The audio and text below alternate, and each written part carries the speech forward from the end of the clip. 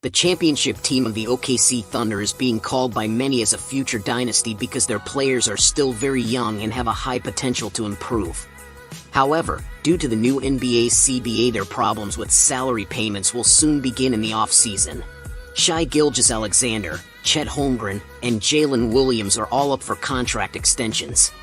Because Shai Gilgeous-Alexander won the MVP, he is now eligible for the biggest contract in NBA history, a 5-year, $380 million deal, or 35% of OKC's salary cap. If he hadn't been part of the All-NBA team or won MVP, he would have only been eligible for a 4-year, $293 million contract.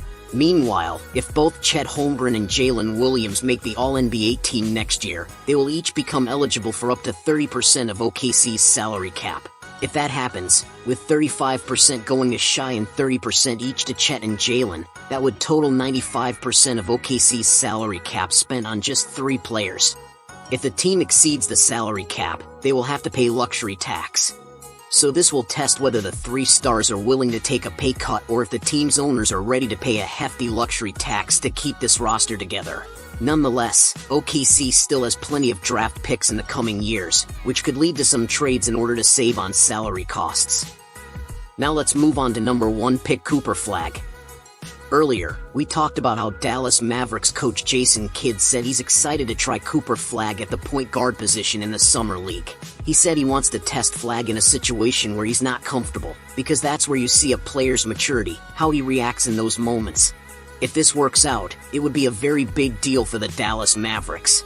First, as we discussed before, Kyrie Irving is capable of playing the shooting guard position, which allows him to focus more as the primary scoring option instead of being the point guard who has to think about how to involve everyone in the offense.